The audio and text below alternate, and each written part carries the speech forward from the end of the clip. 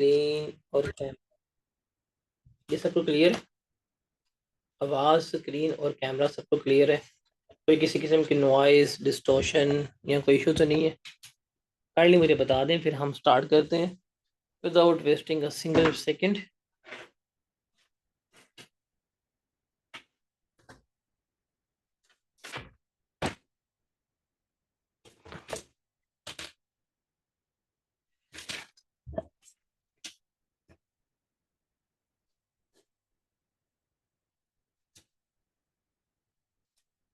जी जनाब, all clear.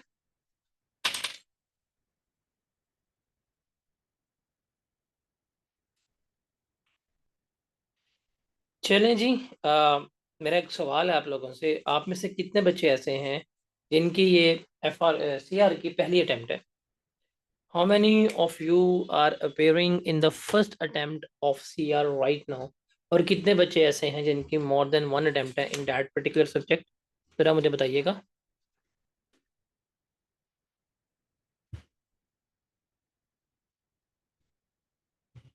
जी जनाब। मुझे सिर्फ बताएं, पहली किस किस की है?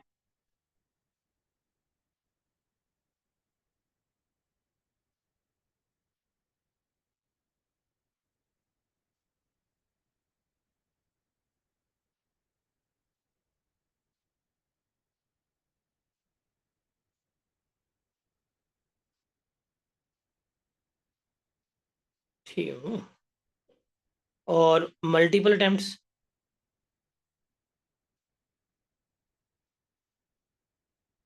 और अदर देन फर्स्ट किस किस की है?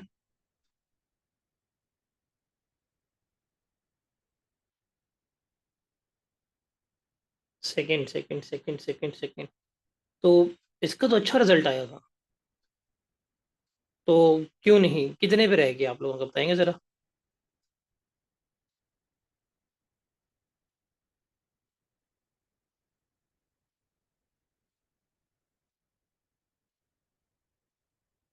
Thirty, thirty. इसका मतलब सिलेबस कंप्लीट नहीं था आपका। अगर ये आपके मार्क्स आए हैं तो सिलेबस आप लोगों का कंप्लीट नहीं था। सिलेक्टिव स्टडी की थी आप लोगों ने?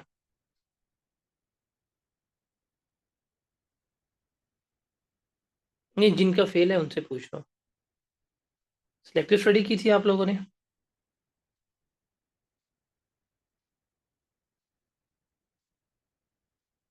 प्रैक्टिस कम थी। चलें जी, ओरिएंटेशन। और देखते हैं कि क्या है क्या नहीं, हम किस तरह से इसको लेके चलेंगे। आप में से कितने बच्चे ऐसे हैं जो मुझे टेक्स्ट में या मुझे FR में मिल चुके हैं पहले, या मुझे बिफोर डैट सब्जेक्ट जानते हैं? How many of you? इसका मतलब वहां से पेपर पास करके अब आप बहुत एतमाद से आए हैं कि ये वाला पेपर भी पास हो जाएगा। मतलब आप लोग इस गरीब की जान लेंगे इस दफ़ा। चलें जी, इंशाल्लाह आप उसी एतमाद से रहिएगा। बिकॉज आपको ही पता है, डे वन से पता है आप लोगों को कि हमारे इन्वेस्टर्स तो होते नहीं हैं, लेकिन at the end paper pass करवाने के लिए या करवाने के लिए पूरी दुनिया जो है वो हमारे पास ही होती है। सो फिक्र नहीं करनी है आपने। और पेपर जो है वो क्या आपका इंशाल्लाह पास हो रहेगा। जिस तरह आपका टैक्स R1 पास हुआ है, इस तरह आपका CR का पेपर भी इंशाल्लाह जो है पास हो जाएगा। तो आपने इसके लिए, कहते हैं ना, सबसे पहले आपने घबराना नहीं है, तो आपने वही काम करना है। आपने बिल्कुल भी घबराना नहीं है। हम इसको देखते हैं क्या है, कैसे है, और किस तरह से हम इसको लेके चलेंगे। आज का जो हमारा एजेंडा है, देखेंगे कि फीचर्स क्या हैं गेम के, इस कोर्स के फीचर क्या हैं, हम आपस में इंटरेक्ट कैसे करेंगे, बुक्स कौन से फॉलो करनी है, इस सब्जेक्ट के issues, syllabus outline, examiner comments, कुछ टिप्स एंड टेक्निक फ्रेंड पे आपका जो Q&A होगा वो मैं करूँगा। तो सारा कुछ हम इसको डिस्कस आउट करेंगे। और यहाँ पे जो सबसे इम्पोर्टेंट है हमारा सिलेबस आउटलाइन, वो बिकॉज इस अटेम्प्ट में जो हम ये करंट अटेम्प्ट दे रहे हैं, इस अटेम्प्ट में जिस बच्चे का पेपर FR का है या जिस बच्चे का पेपर CR का है, ये इस अटेम्प्ट में पास करना जो है वो कंपैरेटिवली आसान है। क्यों? इसमें भी कुछ एडिशंस और डिलीशंस हुई हैं, इसमें भी कुछ एडिशंस और डिलीशन हुई हैं। तो जिसकी वजह से चूंकि न्यू टॉपिक्स ऐड हुए हैं तो इसलिए आईकेप का एग्जामिनर हाथ थोड़ा होला रखेगा। इन न्यू टॉपिक्स की वजह से, स्कीम के इम्पैक्ट की वजह से इस अटेम्प्ट में ये रिपोर्टिंग के पेपर जो है पास करना आसान है। और एक और चीज़ है कि बच्चे एफआर का पेपर और सीआर का पेपर अब एक साथ दे सकते हैं। अगर आपका ग्रुप ए के 2 पेपर पास थे, फॉर एग्जांपल आपका बिजनेस लॉ का टैक्स का पेपर पास था, तो आपका ग्रुप बी अनलॉक है, आप एफ आर शेयर का पेपर भी एक साथ दे सकते हैं। ये है प्रैक्टिस कर करके लग समझ जाएगी, बट आप पेपर जो है वो दे सकते हैं। बट इस अटेम्प्ट में अकाउंटिंग के सब्जेक्ट पास करना आपके लिए काफ़ी तो नहीं, कदरे आसान होगा, because new scheme, new syllabus, new topics. तो टेस्टिंग जो है वो आपकी पहली अटेम्प्ट में थोड़ी थोड़ी होली रहेगी, लेकिन स्टिल हम देखते हैं क्या है और क्या नहीं है। देखें जी, अगर मैं बात करूँ ना कि CMA-DZ पाकिस्तान का वाहिद most premium dedicated life platform है, तो ये कोई इसमें मुबालगा राय नहीं है, because we are the only dedicated life platform. We are not like that कि हम एक रनिंग क्लास में बैठे हैं, सामने 500 बच्चा या 300 बच्चा उठा के हम उस पर क्लास करा रहे हैं। ये फोकस्ड क्लास है जो हम अपने ऑफिस, अपने स्टूडियो से करवा रहे होते हैं। तो these are the dedicated live classes. हमारे फीचर्स क्या हैं कि CMA-DZ लाइक वाई प्रीमियम या why is the only institute जो डेडिकेटेड लाइव है। हम पिछले 7 साल से ऑपरेट कर रहे हैं, वी आर नॉट न्यू। अगर हम अपना स्टूडेंट रेशो देखें तो 30,000 प्लस बच्चा जो हम पिछले 7 साल में कैफ ओनली में सर्व कर चुके हैं। तो अगर देखें हमारी डेली लाइफ क्लास होगी कैफ 1 से लेके कैफ 8 तक, हमारी हर सब्जेक्ट की डेली बेस मल्टीपल टीचर्स हैं लाइव क्लास लेंगे। जो डेडिकेटेड टाइम है वही हमारा टाइम जो है कंसिडर होगा। जैसे अगर हम बात करें, हमारा अगर CR का टाइम 5:30 से 7 है, तो इसमें नमाज का एक इशू होता है, अदरवाइज उसका अगर टाइम थोड़ा और पीछे हो जाएगा, तो एग्जैक्ट 5:30 बजे ही क्लास स्टार्ट होगी, टोटल सेशन यही रहेगी। फिर जो डेली क्लास होगी, ये जो क्लास हो रही है, हम सिर्फ लाइव नहीं पढ़ाते, हम आपको डेली क्लास की रिकॉर्डिंग्स जो है वो भी क्या करेंगे, प्रोवाइड करेंगे। आप उन्हें क्या कर सकते हैं, आप उनकी क्लास की रिकॉर्डिंग्स जो है वो लें। आपको अगर कोई क्लास मिस हो जाए तो आपके पास पूरी क्लास की 1 घंटे 1.5 घंटे की रिकॉर्डिंग होगी, यू विल टेक दैट।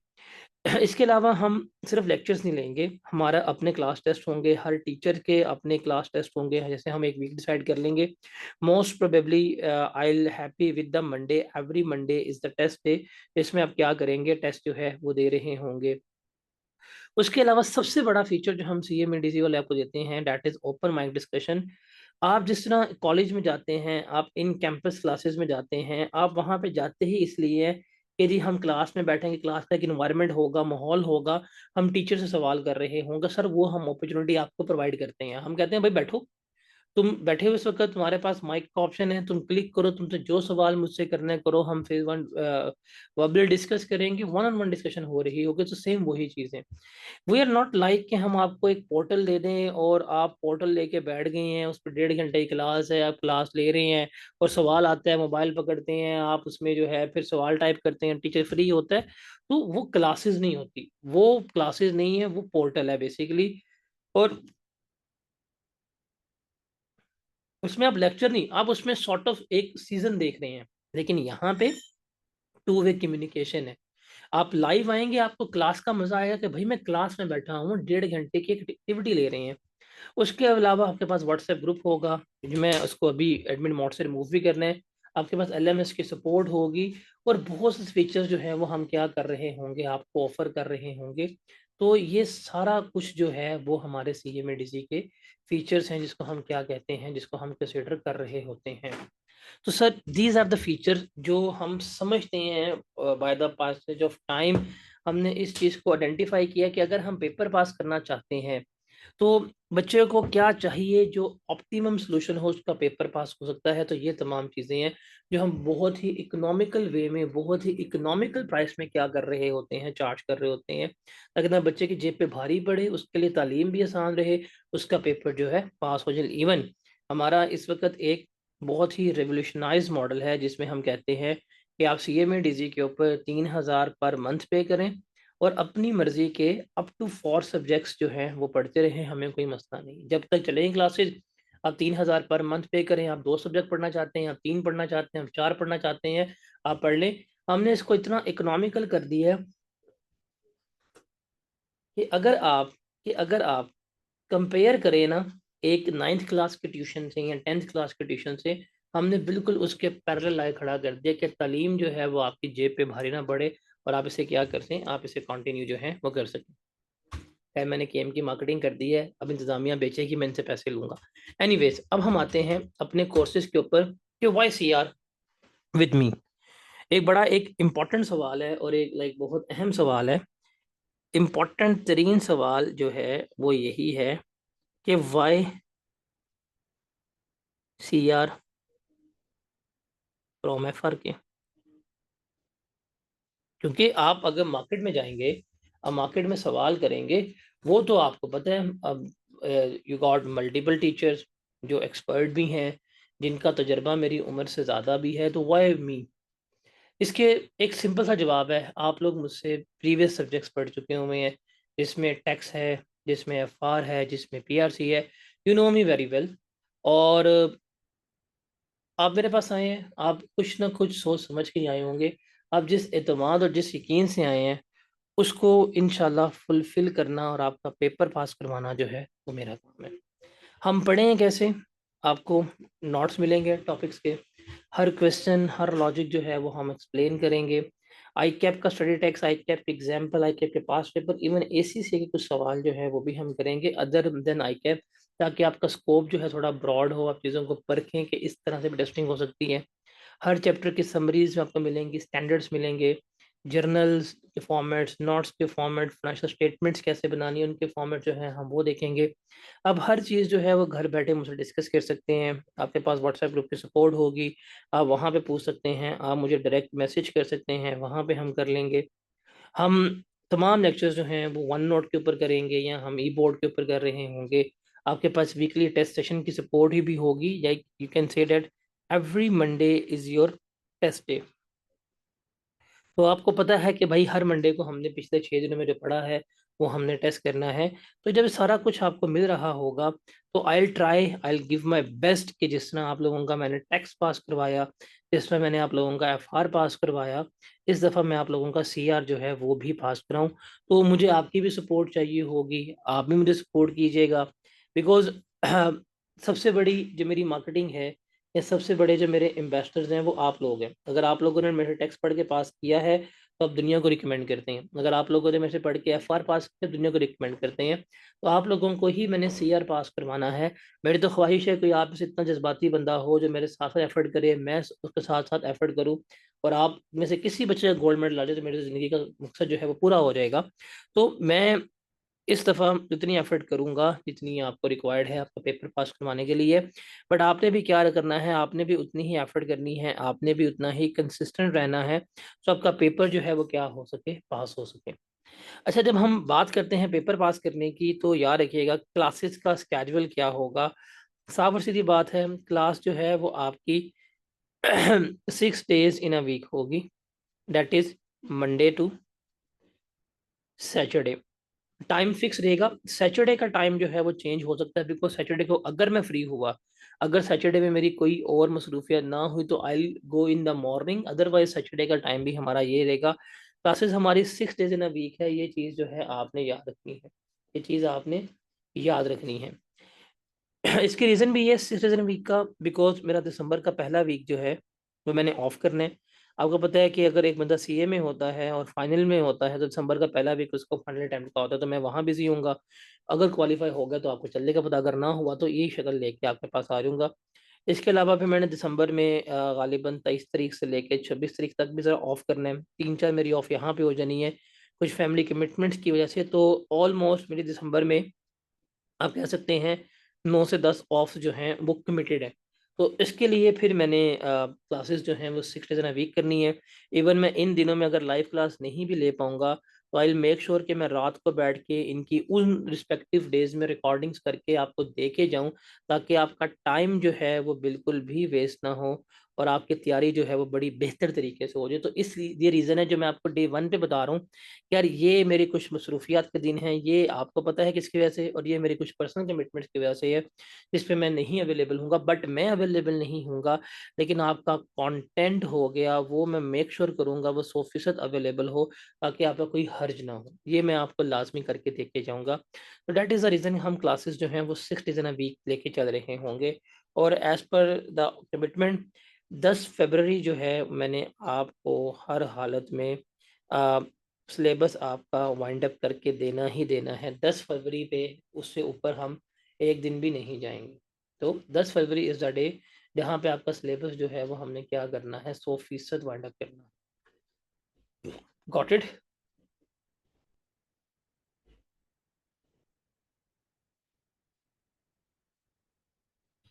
अच्छा जी, आगे चलते हैं। मैं आपको ज़्यादा बोर नहीं करूँगा, थोड़ा बहुत बस गाइड करूँगा ताकि हम कल से स्टार्ट करें, पर टॉपिक के ऊपर मूव करें। हम इंटर कैसे करेंगे?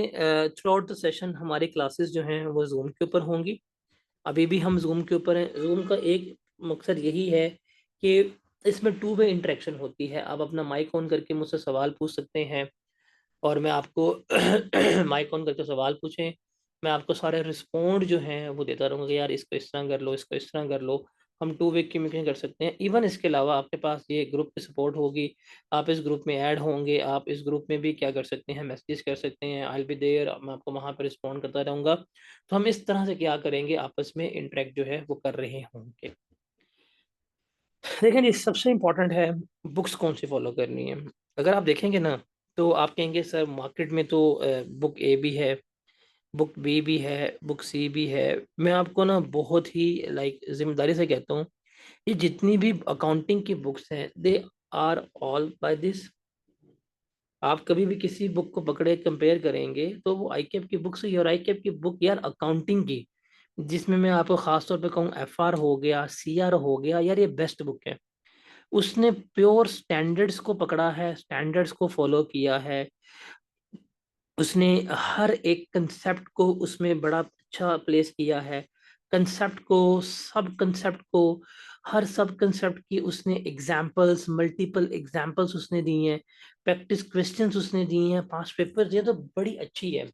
जब आप दूसरे टीचर या दूसरी बुक्स के ऊपर जाते हैं तो भाई आपने कभी देखा हो उनकी एग्जाम्पल्स भी सारा कुछ यही होता है, सारा कुछ यही इसी तरीके से हमने लेके चल रहे होते हैं।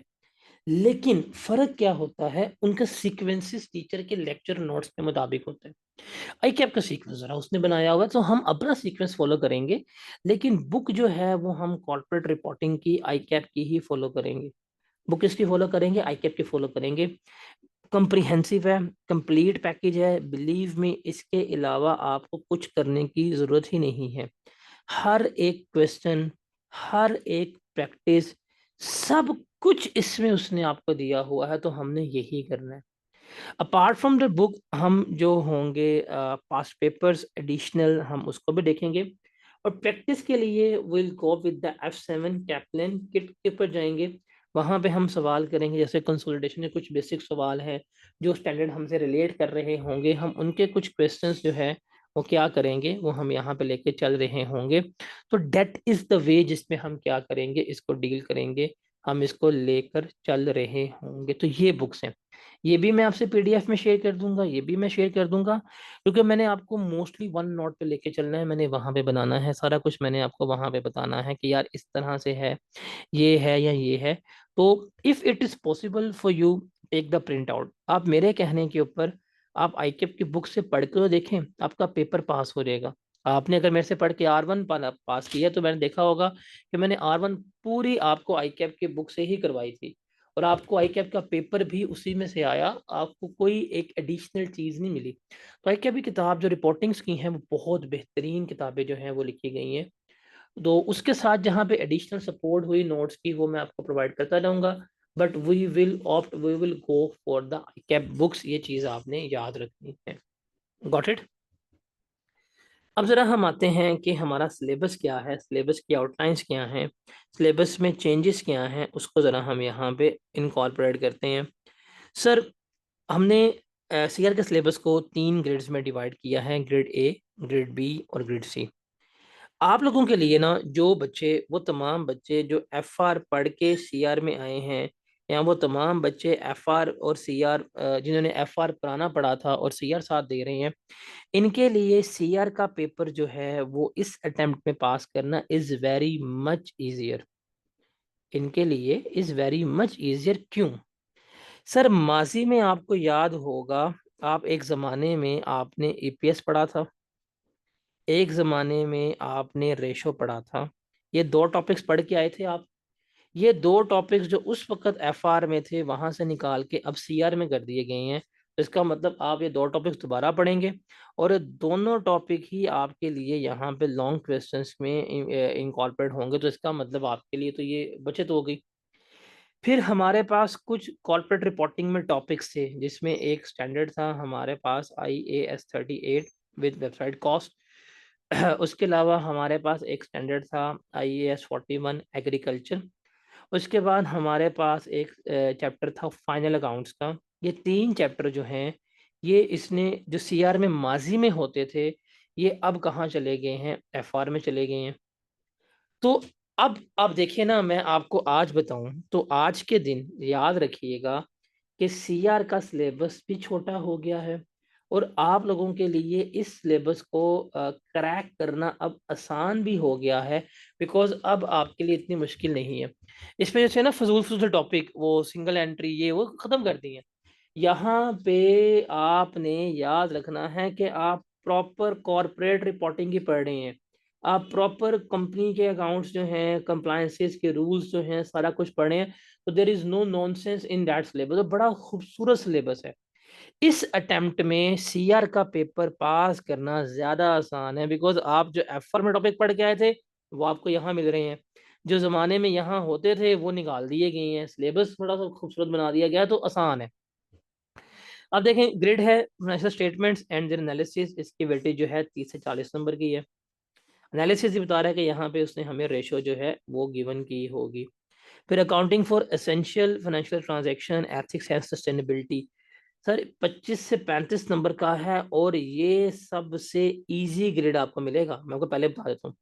इसमें जो एथिक्स है, ये आपके लिए एक आसान थ्योरेटिकल एरिया, इसमें से मार्क्स करना टू बी वेरी ऑनेस्ट बहुत आसान है। उसके बाद सस्टेनेबिलिटी रिपोर्टिंग जो है, चूंकि ये एडिशन नहीं हुई है, टेस्टिंग लेवल इसका 1 है। 8 से 10 नंबर का सवाल इसमें से इस अटेम्प्ट में लाजी आएगा। इसको भी टेकअप करना बहुत ज़्यादा आसान है। एज ऑफ नाउ हमारे यहाँ पे सस्टेनेबिलिटी की बेसिक्स हैं, इन डेप्थ नहीं जाएंगे, तो ये हमारे लिए आसान है। तो आपको इसका भी एडवांटेज मिलेगा। और अदर एरियाज देखते हैं IFRS में क्या है और क्या इसमें नहीं आता। तो पहला जो है हमारे पास financial statement and their analysis. इसकी वेटेज जो है वो 30 से 40 मार्क्स की है। इसकी वेटेज जो है वो 30 से 40 मार्क्स की है। तो इसमें देखेंगे, सबसे पहला टॉपिक जो है वो हमारे पास कंसोलिडेशन का है, प्रोफिशिएंसी लेवल 2, टेस्टिंग लेवल 2। मतलब इसमें से एक लॉन्ग क्वेश्चन जो है वो हमें अप टू एक्सपेक्टेड है। फिर इन्वेस्टमेंट इन एसोसिएट, टेस्टिंग लेवल 1 है, इसमें से हमें शॉर्ट ही आएगा 8 नंबर का। फिर रेशियोज। अब देखिए, ये रेशियोज बिल्कुल वही हैं जो आप पढ़ के आ चुके हुए हैं माजी के एफआर में, सेम। लेकिन हम इसके लिए कुछ एडिशनल भी करेंगे। मैं आपको F7 ACC के कुछ सवाल कराऊंगा रेशियोज के, ताकि आपका स्कोप जो है थोड़ा सा ब्रॉड हो। आप अदर देन आई कैप भी जो है वो क्या कर सके, चीज़ों को लेके सोच सकें। उसके बाद सर EPS, वही basic dilutive testing level 2। Sir same है। यहाँ पे कुछ बेसिक सवाल कराऊंगा F7 के, कुछ हम देखेंगे बड़े सवाल, ये भी सेम है। और understanding the local requirements of financial statement. Sir, ये लोकल रिक्वायरमेंट का मतलब है कंपनी लॉ। कंपनी लॉ की एप्लीकेबिलिटी हम देखेंगे, स्केड्यूल 4 वगैरह क्या है, कंपनीज लॉ के मुताबिक डिस्क्लोजर रिक्वायरमेंट क्या है, वो देखेंगे। टेस्टिंग लेवल 1 है। इसका मतलब ये है थ्योरेटिकल चैप्टर, ये थ्योरेटिकल है। अब आप देखें, इस ग्रिड में जिसकी वेटेज 30 से 40 नंबर है, 1, 2, 3, तीन लॉन्ग क्वेश्चंस जो हैं वो इसने इस ग्रिड में प्लेस किए हैं। ये जो है, इसमें से वो आपसे MCQs पूछेगा, लाजमी पूछेगा, या उसमें से कोई शॉर्ट क्वेश्चन पूछेगा। अभी हम एक पेपर पैटर्न डिस्कस करें हैं। ये कंसोलिडेशन जो है सर, ये लाजमी है, ये तो आनी ही आनी है, इसके बगैर पेपर नहीं बनेगा। इसमें से जैसे वो था, इसको शॉर्ट में पूछ लेगा, इसको शॉर्ट में पूछ लेगा, तो अल्टरनेटिवली अल्टरनेटिवली लॉन्ग होंगे और अल्टरनेटिवली शॉर्ट जो है पूछ रहे होंगे। लेकिन अभी चूंकि मैंने ये नहीं किया, ये हमने पढ़ा भी नहीं है, still you are able to crack these two topics. तो ये आपके लिए एक एडवांटेज है, ये बड़ा ग्रिड है, बड़े ग्रिड में दो टॉपिक का आना आपको एडवांटेज है। आपको इस ग्रिड में सिर्फ एक ये करना है और एक ये करना है, ये भी आपके लिए आसान है, ये भी आपके लिए आसान हो जाएगा, ये भी बड़ा आसान है, ये हो गया तो ये भी हो जाएगा। तो sir grid a is very manageable by you, very manageable by you. हाँ, अब जो बच्चे एफ आर पढ़ रहे हैं मुस्तकबिल में, जब ये सी आर में आएंगे इनके लिए मुश्किल होगा। हाँ, उस वक्त वो रेशियोज फर्स्ट टाइम पढ़ेंगे, उस वक्त वो जो है ईपीएस फर्स्ट टाइम पढ़ेंगे, लेकिन आप तो पढ़ के बैठे हुए हैं। तो आपके लिए इस ग्रिड में इन टॉपिक्स का आना इस अटेम्प्ट में ये क्या है, ये बाइसे गनीमत है। क्या है? बाइसे गनीमत है, आप इंजॉय करेंगे, पेपर पास करना आपके लिए आसान है। फिर ग्रेड नंबर बी आपने देखना है, essential financial transaction ethics and sustainability. इसकी वेटेज है आपके 25 से 30 नंबर। इसकी वेटेज जो है वो है 25 से 35 नंबर की। सर ये टॉपिक जो है ना, ये है डेफरटेक्स IS 12, इसको देखेंगे। अब मुश्किल टॉपिक, लॉन्ग क्वेश्चन मोस्टली इसमें से आता है। ये टॉपिक है IFRS 15, that is revenue recognition. ये भी है, बट मैं आपको इसका बड़ा आसान करवाऊंगा, बहुत ही ज़्यादा मैं आपको आसान तरीके से जो है मैं ये करवाऊंगा इंशाल्लाह। दो लोग हैं। अब ये देखें, ये है एथिक्स, कोड ऑफ एथिक्स। ये अगर आप ऑडिट पढ़ रहे हैं वहाँ भी पढ़े होंगे आपने, आप टैक्स पढ़ के आए थे वहाँ भी हैं, तो भाई कोड ऑफ एथिक्स हम डिस्कस करेंगे, क्या एथिकल रिस्पॉन्सिबिलिटी टेस्टिंग 1 है। फिर फंडामेंटल ऑफ सस्टेनेबिलिटी रिपोर्टिंग देखेंगे, इन्वायरमेंटल इम्पैक्ट डिस्कस करेंगे, टेस्टिंग 1 है। तो सर ये दो थ्योरेटिकल दो लॉन्ग, ये टॉपिक में ये हमारे लिए थोड़ा सा औखा होगा, ये भी आसान, ये भी आसान, ये भी आसान है। तो मार्क्स सिक्योर करना is comparatively easy in that area as well. Last है हमारे पास 30 से 40 का ये वाला ग्रेड है, 30 से 40 मार्क्स का ये ग्रेड है हमारे पास, 30 से 40 नंबर का। अब इसमें क्या कुछ आएगा, इसमें से आएगा जी हमारे पास ऑपरेटिंग सेगमेंट्स, टेस्टिंग लेवल 1 है शॉर्ट। इसके बाद लीज टेस्टिंग लेवल 2 है लॉन्ग क्वेश्चन। उसके बाद हमारे पास आएगा जो हमारे फाइनेंशियल इंस्ट्रूमेंट हैं IFRS 9, टेस्टिंग लेवल 1 है, शॉर्ट क्वेश्चन आएगा। पहले लॉन्ग था, शॉर्ट में आ गया ये। फिर IS 37 टेस्टिंग लेवल 2 है। फिर हमारे पास आ जाएगा IS 10 टेस्टिंग लेवल 1 है, IS 21 टेस्टिंग लेवल 1 है। तो यहाँ पे भी ये दो टॉपिक्स खासतौर पर लीज आसान है। 37 चूंकि थ्योरेटिकल यहाँ पे अंग्रेजी लिखनी होती है बच्चों को मुश्किल होता है, बट ये भी मैनेजेबल है।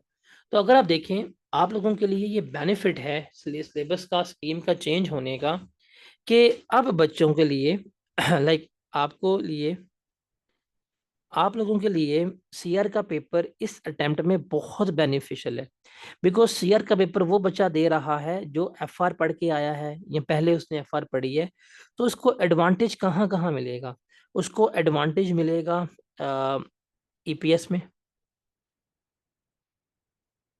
उसको एडवांटेज मिलेगा रेशो में, बिकॉज टॉपिक उसने पढ़ लिए होंगे। फिर उसको एडवांटेज मिलेगा, अगर नए टॉपिक्स की बात करें उसको एडवांटेज मिलेगा थ्योरेटिकल, अगर पर्सपेक्टिव में आए एथिक्स में मिलेगा। उसको एडवांटेज मिलेगा सस्टेनेबिलिटी रिपोर्टिंग का एडवांटेज मिलेगा, ये भी उसके लिए जो है काफ़ी होंगे, इजी होंगे। उसके अलावा कुछ टॉपिक्स का ना होना, जैसे IAS 38 है, 41 है, फाइनल अकाउंट्स हैं, इनके ना होने का फायदा मिलेगा। तो आपके लिए जान मारने वाले टॉपिक कौन से हैं?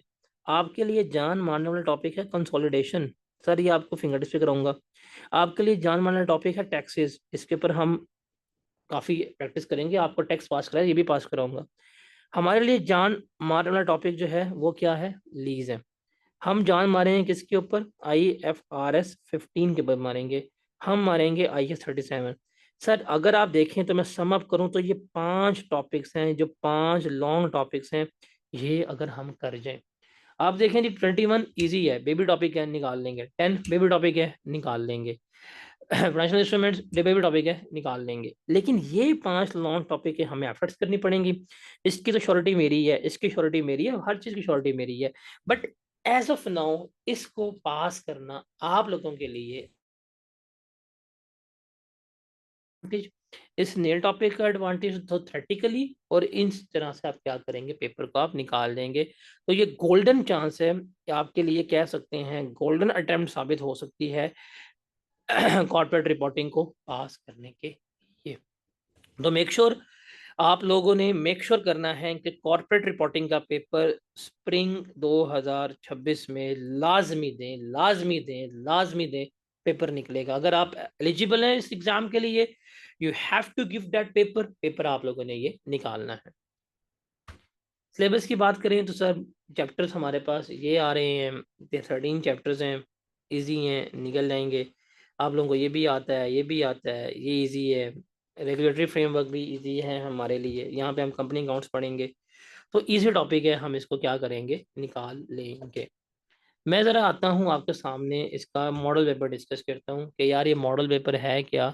हमारे लिए सिर्फ यही इंपॉर्टेंट है, मॉडल पेपर, कि भाई पेपर का पैटर्न क्या है, कैसे इस चीज़ें इसमें से पूछी जाएंगी, वो हमने डिस्कस करना है। तो 9 सवाल आएंगे आपको, जैसे उसने मॉडल पेपर में हमें गिवन की है। 2 सेक्शंस होंगे, section number a, section number b. Section number a 45 से 55 मार्क्स का होगा, और यहाँ पे आपको सारे जो हैं वो शॉर्ट क्वेश्चंस जो हैं वो मिलेंगे, जिनकी मैक्सिमम मार्क्स जो हैं वो आपको 10 होंगे। तो पहला ही सवाल आपको एमसीक्यूज का मिलेगा, ऑलमोस्ट एक एक नंबर का एमसीक्यूज, एक नंबर का एमसीक्यूज होगा। थ्योरेटिकल ये और वो, कोड ऑफ एथिक्स यहाँ पूछ लेगा, सस्टेनेबिलिटी पूछ लेगा, इफ्रिक वन के यहाँ पूछ रहा होगा।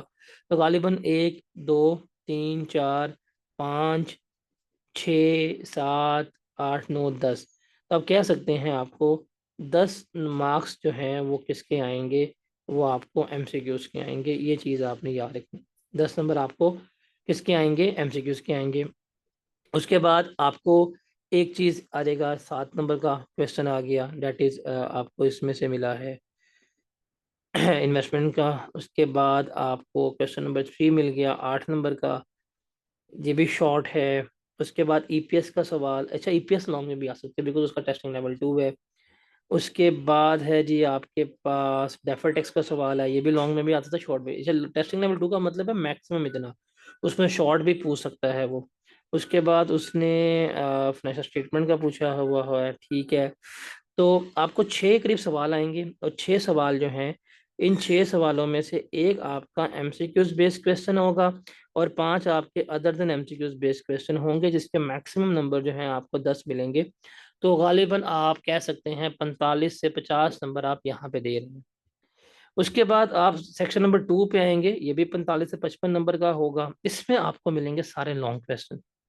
इसमें क्या मिलेंगे, इसमें आपको मिलेंगे सारे के सारे लॉन्ग क्वेश्चंस। अगर हम लॉन्ग क्वेश्चन की बात करें, जैसे उसने यहाँ पे पूछा, चलिए एंट्री 16 मार्क्स रुपए की रेवेन्यू की है। उसके बाद उसने यहाँ पे हमें पूछ लिया है लीज के बारे में, इंटरेस्ट पूछ लें 15 नंबर की, और यहाँ पे उसने हमें कंसोलिडेशन पूछ लिया है। तो कंसोलिडेशन जो है वो तो आपको पक्की पक्की आनी आनी, उसके बाद पेपर नहीं बनता, ये मिथ है। आई कैप का कोई पता नहीं है, वो शॉर्ट में कंसोलिडेशन पूछ ले, लेकिन ये है। अब आपका पेपर पास होना कैसे है, एक चीज याद रखिएगा, ये सेक्शन नंबर ए है ना, सेक्शन नंबर ए जिसकी वेटेज आप कह सकते हैं 45 से 55 मार्क्स की है, आपने भाई इस सेक्शन नंबर ए में से 1.5 घंटे में आपने मैक्सिमम मार्क्स सिक्योर करने हैं। आपका होना चाहिए 35 इस टारगेट, 35 नंबर इस सेक्शन नंबर ए से आप लोगों ने निकालने ही निकालने हैं। अगर तुम्हारे 35 नंबर इसमें से निकल आए, तुम्हारे पास है अगला 1.5 घंटा। अगले 1.5 घंटों में तुमने 3 लॉन्ग करने हैं। जब हम आएंगे तो ये वाला जो लॉन्ग होगा कंसोलिडेशन वाला, कंसोलिडेशन जो है वो तो मैंने करवा देनी है आप लोगों के फिंगर टिप्स के ऊपर। तो सवाल पढ़ते जाओगे, वैल्यूज प्लेस करते जाओगे, मिनिमम टाइम में मैक्सिमम नंबर निकालोगे। आप लोग जब पढ़ के रहेंगे कंसोलिडेशन, आप में से जिसने कंसोलिडेशन मुझसे पढ़ी, जिसके कंसोलिडेशन के लेक्चर कंप्लीट हुए, वो कंसोलिडेशन का हर क्वेश्चन 70% जो है वो बिल्कुल ठीक करेंगे। ये मेरी शॉर्टी है। जैसे टेक्स्ट में मैं कहता ना कि भाई टेक्स्ट में न्यूमेरिकल्स में तुम लोग अगर मुझसे पढ़ के गए हो मार्क्स लूज नहीं कर सकते, तो मैं ये भी कह सकता हूँ कि सीआर में कंसोलिडेशन में तुम्हें मार्क्स नहीं लूज करवाने दूंगा। मुझे पता है कि इसमें से मार्क्स किस तरह सिक्योर करवाने हैं। तो इन 3 लॉन्ग में से आपने 1.5 घंटे में मैक्सिमम 70% मार्क्स निकालने हैं। कंसोलिडेशन आई, उसकी श्योरिटी मैं दे दूंगा। अगर तुम्हारी ये अप्रोच हुई ना, तुम्हारा पेपर पास। पेपर लेंथी होगा, नो डाउट, पेपर लेंथी है, टाइम मैनेजमेंट सीखनी है, वो हम क्लास के साथ साथ सीखेंगे। टाइम मैनेजमेंट कैसे होगी, टाइम एलोकेटेड स्टडी कैसे करनी है, जब आप क्लास टेस्ट देंगे, सारा कुछ हम वहाँ पे सीखेंगे। लेकिन पेपर का असूल यही है, पेपर हमने निकालना भी इस तरह से ही है। तो ये आपके लिए आपका मॉडल पेपर था, जो हमने यहाँ पर क्या कर लिया है, डिस्कस आउट कर लिया है। अब इसके अगर देखें रीजन ऑफ फेलियर, तो एग्जामिनर कमेंट्स हैं, क्योंकि वो ओल्ड स्कीम के थे, वो अब इतने रेलिवेंट नहीं रहेगी हमारी। हम इसको अगर आप कंसोलिडेट करें एग्जामिनर कमेंट्स को, तो ये कुछ इस तरह से हैं। Inability to understand what examiner wants, हमें एग्जामिनर की रिक्वायरमेंट की समझ नहीं आती।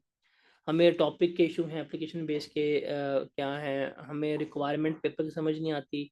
हमारे सवाल स्टैंडर्ड के मुताबिक नहीं होते, एक्टिव स्टडी करते हैं, टाइम मैनेजमेंट पूरी है बुरी है। हम पास पेपर पर लाइक करते हैं, भाई इसको हल करवाऊंगा आपके टेस्ट ले लेके। आप टेस्ट देंगे, पेपर पास करेंगे। इसके लिए आपसे F7 की बुक जो है वो करवाऊंगा। तो सिलेबस आई कैप के मुताबिक करेंगे, पूरा सिलेबस करेंगे। जिस टॉपिक की जितनी वेटेज है, जिस टॉपिक की जितनी इम्पोर्टेंस है, हम उस टॉपिक को उतना ही करेंगे। जो टॉपिक जितना अहम है, जितना इम्पोर्टेंट है, हम उस पर करेंगे ड्यू प्रैक्टिस, और जो आई कैप के मुताबिक है हम करेंगे, हमारा पेपर जो है वो पास हो जाएगा। So that was all about introduction, जो मैंने इतना ही करवाना था आप लोगों को। तो कल से हम स्टार्ट करेंगे अपना फर्स्ट चैप्टर, जो न्यू टॉपिक होगा। And you can say that 10th of February is the day जहाँ पे हम इसे क्या करेंगे, वाइंड अप करेंगे।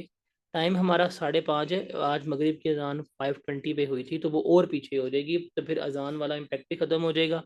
तो 5:30 से 5:35 हम 5:30 पे शुरू करेंगे। क्लास जो है वो हमारी 1.5 घंटे की है। रोज़ हमने 1.5 घंटा जो है वो हमने क्या करना है, पास करना है। तो मैं आपको day, if you are consistent, if you are regular, आपका पेपर पास हो जाएगा। मैं आपको श्योरिटी दे देता हूँ। जो बच्चा लाइव क्लासेस अटेंड करता रहेगा, या जो बच्चा कंसिस्टेंट रहेगा, या जो बच्चा रिकॉर्डिंग्स वगैरह पे भी अगर कंसिस्टेंट है तो रहेगा, जो बच्चा तमाम टेस्ट देगा, अपनी हर छोटी से छोटी बात को डिस्कस करेगा, और इन 3 साढ़े 3 महीनों में वो जो 3 घंटे 15 मिनट में पेपर करना है, उसको सीखेगा, उसका पेपर पास हो जाएगा। ये लाजमी है। तो this is the key to success. हम इस तरह ही क्या करेंगे, इसको लेकर चल रहे हैं। Is that clear? अब आप कोई सवाल वगैरह हैं तो मुझे बता दें। मैंने आपको बता दिया है टॉपिक्स क्या हैं क्या नहीं हैं। ये रेशोज हो गई, ईपीएस हो गया, लोगों ने पहले इनको किया हुआ है। हम स्टार्ट करेंगे उन टॉपिक से जो प्राइमरली रिलेट कर रहे हैं हमारे सीआर के सिलेबस से। वो रेशोज वगैरह हम बाद में करेंगे। जी जनाब, कोई सवाल, कोई कन्फेशन, कोई कन्फ्यूजन बताएं। All clear?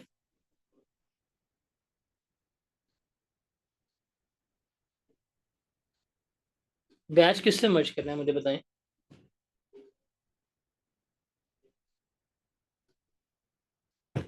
प्री बैच के वो 3 टॉपिक्स हो चुके होंगे। प्री बैच के 4 चैप्टर हो चुके हों, तो ये तो अलग चलेगा। आपके वो 4 चैप्टर रह गए हैं, वो हम एंड पे करेंगे। आपको आपका पोर्टल भी अलग है, आपका ग्रुप भी अलग है, आपके टेस्ट भी अलग है, आपका सब कुछ अलग है, तो आपको क्या टेंशन है।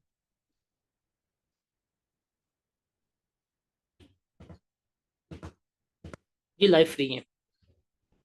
बस आप पेपर पास करने वाले बने, पेपर आपका पास हो जाएगा।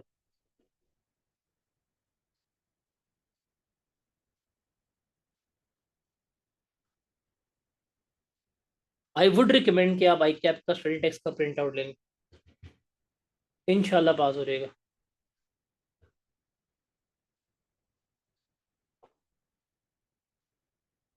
प्री बैच कब एंड होगा? I guess January 20।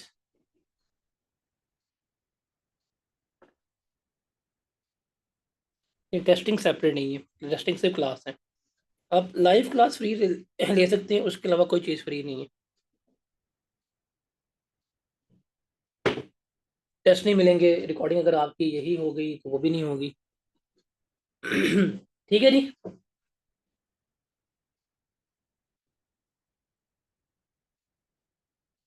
और कोई सवाल?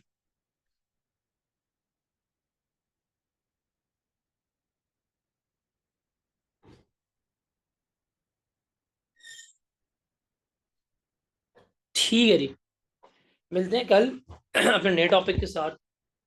अल्लाह हाफिज। 5:30 टाइम है, याद रखिएगा, 5:30 बजे।